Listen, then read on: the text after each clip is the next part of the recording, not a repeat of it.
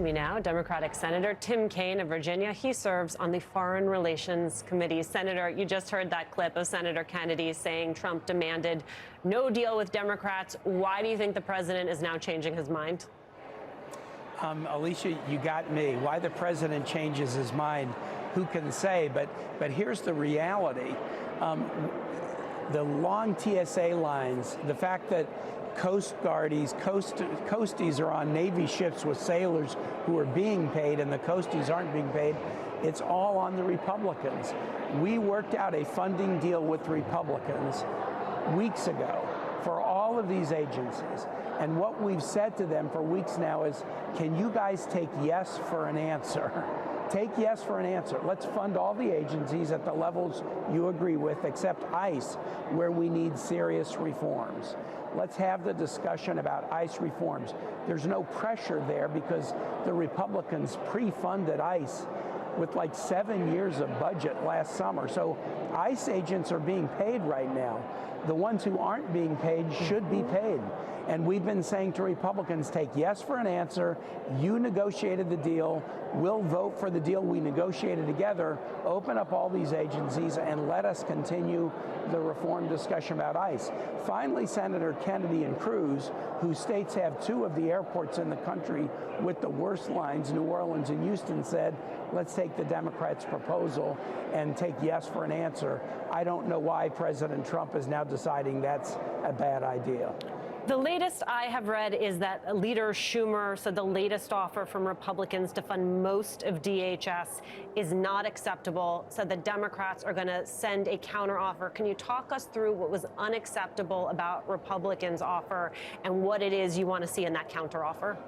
Yes, here's what I think the Republicans offered. They didn't accept the Kennedy-Cruz proposal. Instead, they said fund all of these agencies and fund a big chunk of ICE, but let's keep talking about a smaller chunk.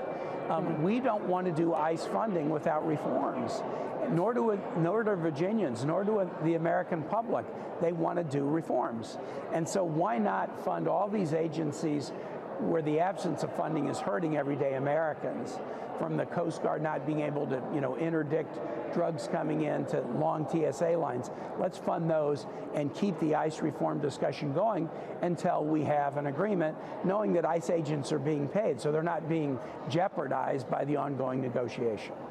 This fight over DHS funding is set against the backdrop of the president's war of choice with Iran. You have the Wall Street Journal reporting the Pentagon intends to call up 3,000 soldiers from the 82nd Airborne Division to the Middle East. What do you interpret that escalation to mean regarding the administration's next steps here? Well, everything about this shows how poorly the administration blundered into this war. There's reporting today that they're being urged by Saudi Arabia to continue the war, and there's been previous reporting that they were urged by Israel to join Israel in the war. Israel and Saudi Arabia have the right to make their own decisions for their own sovereign interests, but those are not the same as the U.S. interests. So the U.S. went into a war without a clear rationale. The U.S. went into a war without a clear plan, and no surprise, if you don't have the right rationale, if you don't have a clear plan, it's suddenly going to work out very, very badly. We're seeing energy costs spike. We're seeing American troops killed and others injured.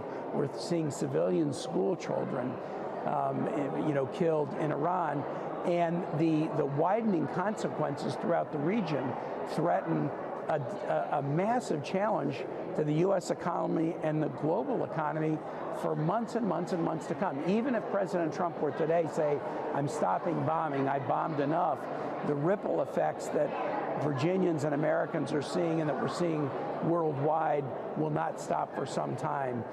We need to stop this war and then get to a negotiating table where we can figure out a way forward that doesn't involve deaths of U.S. troops, deaths of civilians, global economic devastation.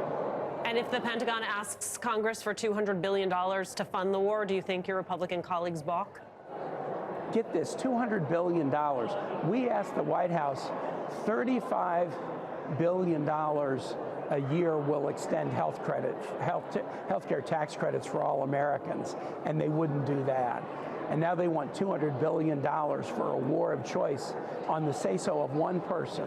Just like the president devastated the economy by imposing tariffs on the vote of one person, now he's taken us to war, and they say they may need another $200 billion.